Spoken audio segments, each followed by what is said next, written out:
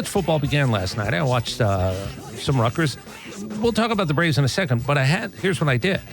And I'm not going to lie, and you and I have not lied about this. When we were in the building when Randy Johnson was throwing a perfect game, I know at a certain point, it was probably like the 8th inning, where I said, I'm kind of rooting for a perfect game. We've come this far. We're at the game. We might as well witness history, yeah. Yeah. I was waiting for Schwarber to get another at-bat, and then another at-bat on top of that. Ain't my problem. I mean, that's history. And he seems like a decent dude who's trying to chase an MVP, and I know he plays on a team you don't like, and blah, blah, blah, blah, blah. But one of the things that you can do now the college football season is here is you can listen on the app. That's what I was doing. I had my phone. And anytime I said, oh, wait, one button on my TV, I could actually watch whatever the hell it is I want. It is a very, very simple, streamlined process. Did you...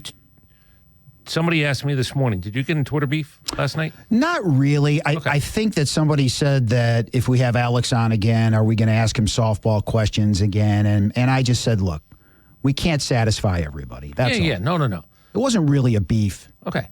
Per se. Somebody asked me, and again, your boy, and that's when I know when I get a direct message that starts with... I don't think it was a beef. I think it was more along the lines of a discussion, and we ended in a gentlemanly type fashion. All right. Now, look, I don't think you had to watch the entirety of the Braves game last night, but I will tell you what I did. I got my phone right next to me as I'm watching TV. Anytime something came up that I wanted to see, and I'm going to tell you what I wanted to see, Kyle Schwarber's at-bats. I tuned back in. I knew what was going on in the game. I was listening to it. I didn't necessarily have to watch what was going on in the game. And I'll say this again. I said it before. I'm not angry when a guy is 60 feet, 6 inches away from my guy, and he's better. I'm not angry. There's nobody on this staff, this side of Chris Sale, who's as good, at times, better than Kyle Schwarber. And Kyle Schwarber... He took full advantage of that is what I'm telling you, people. Well, that he did. And Kyle Schwarber kind of ties into our X-Platform question of the day, which is brought to you by Harris Cherokee Casino and Resort at DT 680 at Matt Egger, ATL at Matt Lear, Chris Dimino at Cellini, Nick at 680 The Fan. What is the biggest home run in your team's history? Almost historic last night. Kyle Schwarber, as we mentioned during the morning crossover, comes into that game last night mired in an 0-for-20 slump, and boy, did it end. It ended in the first inning with a solo shot, then a 2-run shot a little bit later on in the fourth, then 2 3-run shots in the 5th and the 7th inning, and Bruhan is on the mound as a position player, throws a 57-mile-per-hour meatball that Schwarber pops up because it's 57 miles per hour to end the game. Look. And his final at-bat. Asterisks and everything else. If I'm Schwarber and I know the history of the game, he said, it was the only time I was trying to hit a home run, and maybe that hurt him, and maybe that's a good thing. Because while hitting 5 home runs would set you apart, you're the all-timer. It's not a list, it's your name on a piece of paper. And maybe nobody would have cared a week from now, 2 years from now, 10 years from now. How did he do it? Well, he did it off a guy who's not really a pitcher. Well, you took the shot. I kind of took the shot. He had 2 home runs off a guy last night. Well, I'll go different. Hold on. He had 3 home runs because Cal Quantrill shouldn't have been pitching for the Atlanta Braves last night. Absolutely not. He has no business still being in the majors. Austin Cox, Suero. You're talking about guys that are borderline, at best, borderline major league pitchers. That's what happened last night. Mm-hmm.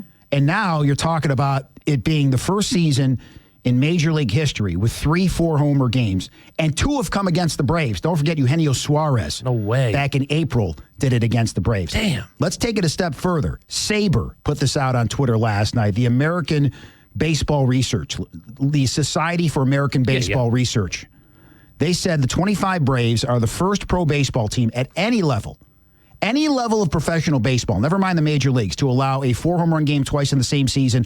I don't know if this is true or not, but Saber put this out there. Since the 1948 La Mesa Lobos in the West Texas, New Mexico League.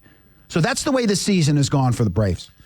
I'm adding tablets, it seems, weekly from when I come down from the mount, and I just want to describe what 2025 was, and I'll just sort of chisel into stone. Here it is. Unfortunately, I need more and more space to describe. Like, there's goofiness going on all over the place. I mean, goofy would have been, the guy finally hit 5 home runs, and it was against these pitchers and our team, and it was the first time ever. There's a lot of that going on. And at the end of the day, I'll flush the season. I'm not flushing last night. Like, I'm a big believer in burn the tape. I do believe there were times burn the tape. And I will also tell you that losing 10-2 sometimes is a lot less painful than losing 3-2. I get that. Last night was not one of those. That was embarrassing. It was embarrassing. That guy had 6 ABs last night. Why? Because you were getting slapped around like nobody's business. 4 for 6, 9 RBIs to go along with those 4 home runs. Nick, that meant that 10 RBIs were distributed amongst others. So let's not, again, it was a historic night. I have no beef with Kyle Schwarber doing something historical on what might be an MVP season as he goes to free agency. And at the end of the day, whether the Braves can get in on it or not, I'm not even doing this argument again. I will tell you that in terms of betting on yourself, Kyle Schwarber for a guy who's going to be 33 years old, he made himself a lot of money this year. And to your point, the Phillies hit 7 home runs last night. The Braves hit a single home run. Matt Olson hit the home run. That means today only you save $75 off a full set of Cooper or Goodyear tires, plus you get a free alignment and oil change at Tire Discounters. TireDiscounters.com/Braves to find out more. Here is Matt Olson on the performance put forth by Kyle Schwarber. I mean, he's had a hell of a year overall, really. So, it was kind of more of the same tonight, putting the barrel on it, elevating it, and, it's going to go when he does that. Matt Olson, incidentally, now has 15 home runs in 114 at-bats in the regular season in Philly. That's 1 every 7.6 at-bats, but obviously that's not the story. Not the story in any way, shape, or form. No, paragraph 5. Now, again, game respects game. I mean, he didn't go overboard, but he also let you know that guy right now is in one of those places where if he gets it up, look, he hit one in left field just to give those people a chance to actually hoop and holler. He went the other way. Well, it looked like a pop-up, but they're not pop-ups with this guy. And that was a college football type atmosphere last night. Obviously, before the game, everybody was fired up, and then Kyle Schwarber added to it all. And the MVP chance, which were going to happen anyway. Remember, he was 0 for 20, but it was against the Mets. So if you want to play, let me get it back, I feel terrible. Kyle Schwarber understands what his lot is. Aaron Nola last night understands what Zach Wheeler down and the money he signed for and the idea that he has to step up. The Braves started out well, but Cal Quantrill's on the mound. And I swear to God, I am done for the most part with personal digs and personal shots.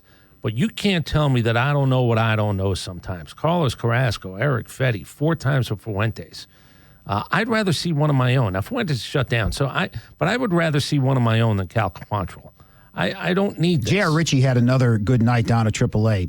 I don't know if you want his Major League debut to be in Philadelphia, but everybody's a big boy at this point. And tonight it's going to be Bryce Elder. So I fear more of the same tonight. Although Bryce Elder can be good here or there. Mm-hmm. I don't know if this is the right matchup for him. Well, that crowd against this team in that stadium. I'm not a big fan. Listen to what I'm telling you. Don't put earplugs in. Don't let them know that they're getting you. Mentally put earplugs in because they're going to be all over you. They're hot. They're bothered. This morning, the discussion again about, let me just go back to Schwarber and the money. He made himself a lot of money. Do I think Philadelphia will match? Yes. Could somebody get creative? Yes. Could he win a World Series in Philadelphia and go, I want to run it back. It's easy. I stay in Philadelphia? Maybe. What if they lose in the first round of the playoffs? What if you have to convince him, or Bryce Harper has to convince him, or Zach Wheeler has to call him from his home and convince him that the window's not shut? Maybe you convince him the window is shut or shutting, and you go, look, this is about money. You'll hit more home runs in Philadelphia than a lot of places. But what about the ring again? So the point is, the regular season can be great. But if it ends the way you don't want it to end, as if you bow it out in the first round, right, as if you're the Braves in 2023 when they set all the records and they bowed out, ironically, to the Phillies in the first round, it does leave a bitter taste in your mouth. And as you go out the door, are you thinking about relocating? Yeah, can running it back really work? Or do I want to maybe go take this someplace else? And again, hunting rings doesn't work a lot of times either. But if the money's equal and somebody convinces you that we have a better opportunity for you, maybe somebody can sway him in that regard. Do I expect Philadelphia to be into the death end of this thing? Yeah. Could you drive up the price? Maybe. But you just saw last night what a difference maker. That guy doesn't have a glove. Now, I know he played left field at least a couple of games this year, at least one that I saw where he fell down. I don't need him in the outfield. No. That's not why he's here. No, but he has the skill. And eventually it'll diminish. But if I'm giving him 4 years, I'm expecting 2.5 or 3 good ones. That last year now, 5 years. The guy might get 5 years. He might be able to ask for 5 years. You know why? Man, all I do is swing the bat. I don't run around. Doesn't need to. No. If you do what he did last night, I don't even care if he hit 250. You got 49 home runs. You got 119 RBIs after those 9 RBIs in last Philadelphia. night. Now you go, oh, wait, it's an easy ballpark to hit in. Yeah, but it's not an easy place to be successful. He's got the perfect mentality. Good dude on top of everything else. So Whatever. tonight, Bryce Elder, Ranger Suarez going to go for the Phillies at 6:45. The Ford leadoff show hits at 5:30. Tomorrow night, Chris Sale comes back, and then it's Hurst and Waldrop. So are things settling down with the rotation moving forward? As in, are we no longer going to see people like Cookie Carrasco and Eric Fetty and last night Cal Quantrill? Brian Snicker talked about that after the game. A week from today, we have every Thursday off. We're going to have some guys getting an extra day just naturally. Again, we're just going to have to piece it together and how, each individual start goes to see what plan we'll have. And Quantrill, and I don't understand why. I keep piling on the guy. I'm sorry. He's a professional. He's making decent money. I don't understand why Austin Cox keeps getting the baseball. He needs to be DFA'd. I mean, there's no hope for a guy like that. Well, it's not his time and place right now. It's not his time. He's like Tommy Malone. Remember that guy? Yeah. Would just get bombarded. God. That's who he reminds me Yeah, of. it's not his time and place. Sean Newcomb at his worst. Nothing. I guess I am going to make it personal. Mm-hmm. So if you want to at me, that's fine. I'm a big boy. I can take it. Nothing bothers me more than a big guy who can't get the job done. Mm-hmm. A big guy who throws like he's half his size. Well, I'm going to tell like you Sean why. Newcomb, like Austin Cox. Nothing aggravates me more than that. In the old neighborhood, they used to call guys like that big salams. You big salam, look at you. Can I psych? I don't even know if that's politically correct. Can I psycho 101 you? Yeah. Yeah. Because this is also you saying that if you were 6'3" and how many pounds?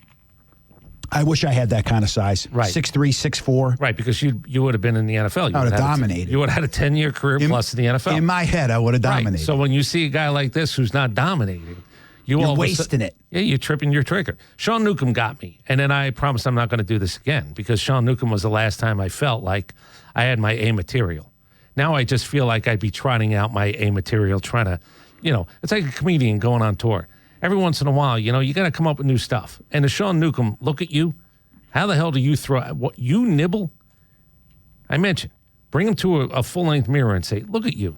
You're okay with being a nibbler? It just bothers me for that reason. Right or wrong, that's how I feel. Those Matt Olson numbers in Philadelphia, your Wellstar Wellstat of the day. At Wellstar, our patients are the center of everything we do, nationally ranked, locally recognized for high-quality care, inclusive culture, and exceptional doctors and caregivers. Visit wellstar.org to learn more. Wellstar, more than healthcare, people care. One more note, Mark Bowman, our friend from MLB.com, said, of the 19 times a player has hit 4+ home runs in the modern era, the Braves have been involved in 5 of them now. Bob Horner had one for the Braves in '86, and they've now surrendered 4, including the 2 this year. Gil Hodges did it in 1950, Willie Mays in 1961, and then Suarez and Schwarber this year. So if you're going to make history, it's nice. Really make history, and that's what the Braves did this year. Yeah, I don't think Kyle Schwarber's going to actually ask for another 2 or 3 eggs for his omelet because, Gil Hodges and Willie Mays did it against the Braves. I think he's perfectly satisfied with him doing it against the Braves, but it was an interesting list, so I thank you for that.